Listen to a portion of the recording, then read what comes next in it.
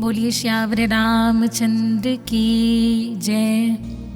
मानस के प्रेमी संत समाज, आवो मैं आज आप सबके साथ माता सबरी के विषय में जो है चर्चा करे बर जात हूँ, जेकर प्रसंग रामचरित्र मानस के तृतीय कांड अरण्य कांड में दोहा क्रमांक 34 के में जो है बाबा तुलसीदास जी लिखे हुए हैं। तो आवो माता सबरी कौन रही से विचार करन। माता सबरी यदि हम नाम के शाब्दिक अर्थ से देखन तो जो सब्र धारण करिस वही माता के नाम है सबरी, और यदि और दूसरा अर्थ देखन तो सब्र जाति में उत्पन्न होए के कारण ही ओखर नाम पड़ी से सबरी। संत समाज कहे जाते कि माता सबरी जो है रामचरित्र मानस के बहुत ही छोटे से पात्र रित हैं, किंतु छोटे से पात्र होते हुए भी भगवान राम जी के भक्ति ला जो है वो प्राप्त कर लिए हैं। बाबा तुलसीदास जी ये पंक्ति लिखी कि सबरी के आश्रम पगुधारा, अनेकों राक्षस मन के उद्धार करे के पश्चात में जो है माता सबरी के आश्रम में भगवान राम जी आज पधारे हुए हैं। और संत मन कहते कि माता सबरी के कोई आश्रम नहीं रही से, वो तो छोटे से कुटिया रही थे, किंतु बाबा तुलसीदास जी वाला आश्रम ही काबल लिखे, कुटिया ना लिख करके आश्रम ही काबल लिखते। काबर के भगवान राम जी हाँ वनवासी एक है। रामचरित्र मानस में जब माता कैकेयी राजा दशरथ से राम जी के लिए वनवास मांगते तो कहिस कि तापस वेश विशेष उदासी 14 वर्ष राम वनवासी, कि राम यदि 14 वर्ष के वनवास जाहे तो तपस्वी के वेश में जाहे, वनवासी के समान जाहे। और यही कारण से माता सबरी के वो छोटे से कुटियाला भी बाबा तुलसीदास जी आश्रम के नाम देते। काबर के भगवान राम वनवासी होए के कारण कोई भी गृह में प्रवेश नहीं कर सके, चाहे वो छोटे से कुटिया ही क्यों ना हो।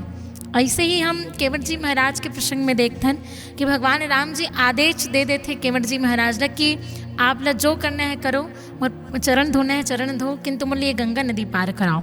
तो केवट जी महाराज जो है भगवान राम जी के लिए लकड़ी के पात्र में ही पानी लेकर के आते। इधर पीछे के भाव का केवट के यहाँ कोई धातु के पात्र नहीं रही से, जो भगवान राम जी के लिए वो लकड़ी के पात्र में जल लेकर के आते। पानी कटवता भरी ले आवा, तो यहाँ भी एक भाव रही थी कि भगवान राम वनवासी है, और वनवासी हो के कारण वो धातु ला स्पर्श नहीं कर सके। यही कारण से ही जो है केवट जी महाराज वहाँ लकड़ी के पात्र में जल लेकर के आते। और यहाँ भी माता सबरी की वो छोटे से कुटियाला जो है आश्रम लिखे के भाव यही है कि भगवान राम वनवासी रहे से। और सबरी देखी राम गृह आए, मुनि के वचन समुझी जिया भाई। जब माता सबरी जो है भगवान राम जी ला देखते तो बड़ा ही प्रसन्न हो जाते, और मत्तग मुनि जी के वचन ले याद करके जो है मन ही मन बड़ा ही प्रसन्न होते। संत समाज जब लक्ष्मण जी महाराज के साथ में भगवान राम जी जो है माता सबरी के आश्रम के पास पहुँचते तो वहाँ देखते कि वहाँ के वृक्ष पशु पक्षी सबके मुख से केवल राम ही राम निकलते। तो लक्ष्मण जी महाराज राम जी से पूछे कि भैया ये खर पीछे के कारण का है कि प्रत्येक चीज से केवल राम के ही नाम निकलते हैं। तो भगवान राम जी कहते कि कहीं भी 13 करोड़ बार कोई भी नाम के जाप करे जाते तो वो वहाँ की प्रकृति भी जो है वही नाम जो है स्वीकार करके वही नाम के गुंजन करते। तो यही कारण से ही यहाँ भी सबरी माता के माध्यम से राम जी के नाम के बहुत अधिक स्मरण हो जा रहे थे, और यही कारण से यहाँ के भी प्रत्येक चीज से केवल राम नाम के ही जो है स्वर निकलते।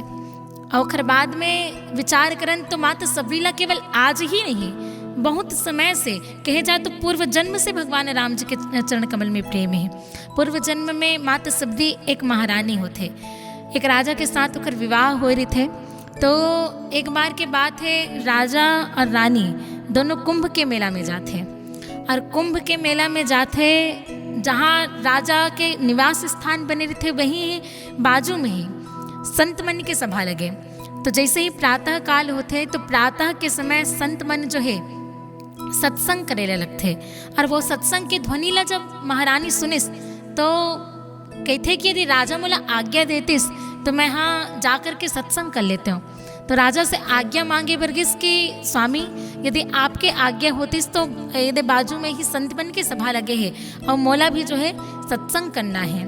तो राजा कहे कि हे महारानी, ते कोई साधारण नारी नो हस जो संत बन के सभा में जा करके सत्संग करबे।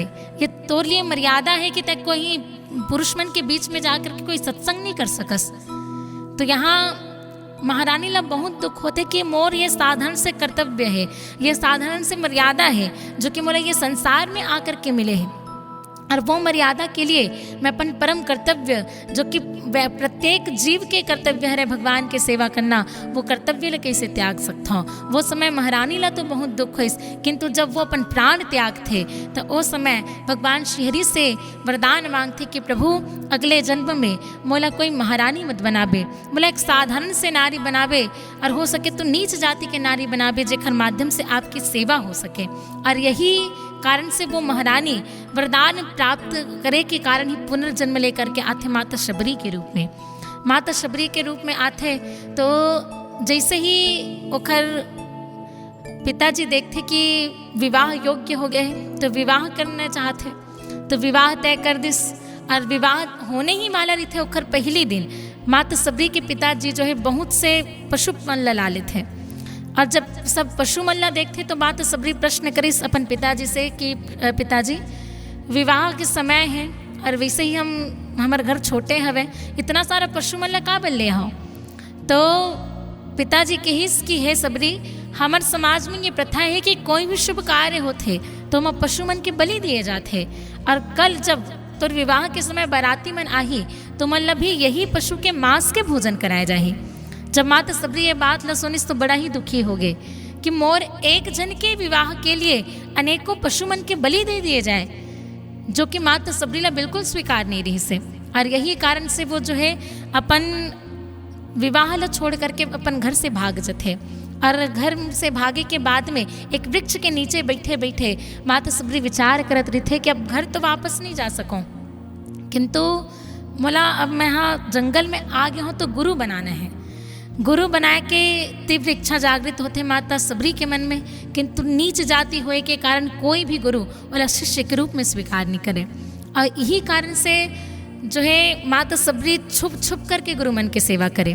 जिन समय में गुरु मन के जिन समय में ऋषि मुनि मन के विश्राम के समय होते वो समय माता शबरी उखर घर जा कर के सेवा के कार्य कर दे, कहीं झाड़ू लगा दे, कहीं पानी ला के रख दे, कहीं हवन के लिए लकड़ी ला करके रख दे। एक दिन मतंग मुनि जी अपन मन में विचार करते कि ये कौन है जो कि हम विश्राम के समय में आकर के सेवा कार्य करके चले जाते।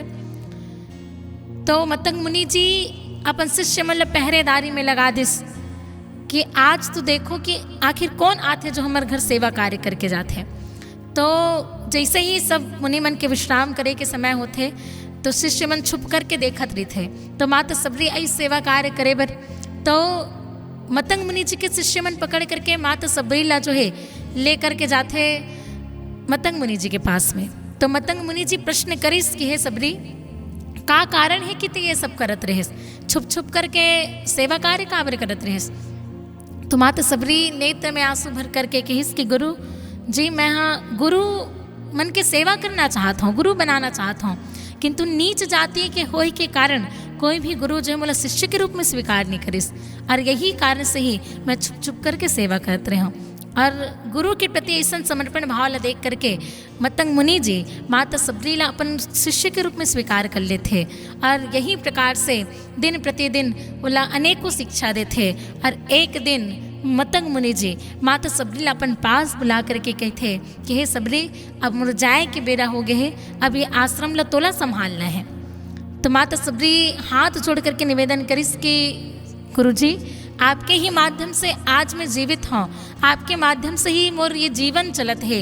यदि आप मोला छोड़ करके चल दो तो मोर यहाँ का काम है, मोला भी अपन संग ले चलो। तो मतंग मुनि जी कहिस कि शबरी, तोर घर तो अभी भगवान राम आने वाला है, जब तोला भगवान राम जी के दर्शन हो जाही ओखर बाद ही जो है तहाँ मुक्ति के प्राप्ति कर सकथस। और यही कारण से गुरु जी के वचन ला मान करके माता शबरी जो है भगवान राम के आय की प्रतीक्षा करते। और जब मतंग मुनि जी कहिस कि तोर घर भगवान राम आही तो दूसरैया नहीं पूछिस कि कब आए। वो केवल ये बात न मान लिस कि गुरु कह दिस, अर्थात ये बात सिद्ध होना आवश्यक ही है। और यही कारण से वो पुनः नहीं पूछिस और भगवान राम के आय की प्रतीक्षा करे लगते। और यही प्रकार से पूरा 10,000 वर्ष बीत गए। 10,000 वर्ष के बाद में आज भगवान राम जी पधारे हुए हैं। तो किसकी सबरी देख राम गृह आए, मुनि के वचन समुझी जिय भाई। मदंग मुनि जी के वचन न याद करके माता सबरी लब जो है बड़ा ही प्रसन्नता होते हैं।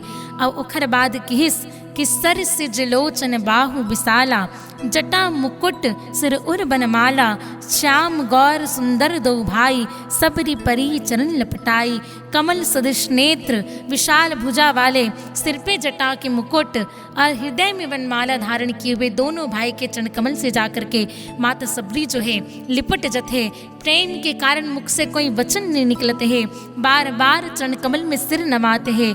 और खर बाद में भगवान राम जी के चरण ल पखारे बर माता सबरी जो है अपन कुटिया के अंदर जाते और जल के लोटा लेकर के आते। दोनों भाई के चरण कमल ल पखार के बाद सुंदर आसन में बैठा दिस और आसन में बैठा करके एक टक भगवान राम जी के जो है दर्शन करे जाते हैं।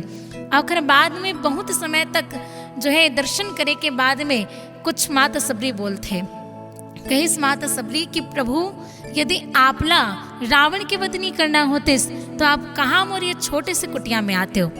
तो भगवान राम जी कहे कि हे माता आप भ्रम में ना आओ कि मैं केवल और केवल रावण के संहार करे बर जो है यहाँ वन में आए हुए हों। मैं तो जो है ये वन में आए होकर अनेकों कारण हैं। काबर कि रावण के वध करना होते तो लक्ष्मण अपन पैर से भी मार चलाते तो भी ओखर वध हो जाते। मैं तो संसार में ये भी प्रेरणा देना चाहता हूँ कि रावण जैसे अत्याचारी के विनाश यदि करना है तो कल ये माँ सबरी जैसी माता मन के आशीर्वाद की आवश्यकता है। और यही भाव ल देबर, यही बात ल बताए बर जो है मैं आपके पास आए हुए हूँ। ये अरण्य काल में कहे जाए तो दो विपरीत नारी पात्र के वर्णन बाबा तुलसीदास जी करते। एक रिथे सुरपणखा रावण के बहिने, दुष्ट हृदय दारुण जस अहिने, जो कि वासना हरे, जो कि राक्षसी हरे। और दूसरा जिला हम सबरी के नाम से जानथन, जो कि भक्ति स्वरूपा हरे।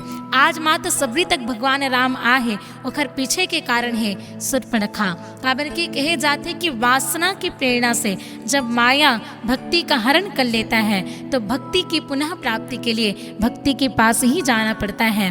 वासना अर्थात सुरपणखा ही जाकर के रावण ला जो है धिक्कार थे कि तोर जैसे भाई होते हुए भी मोर नाक और कान कटागे, मोर अपमान हो गए।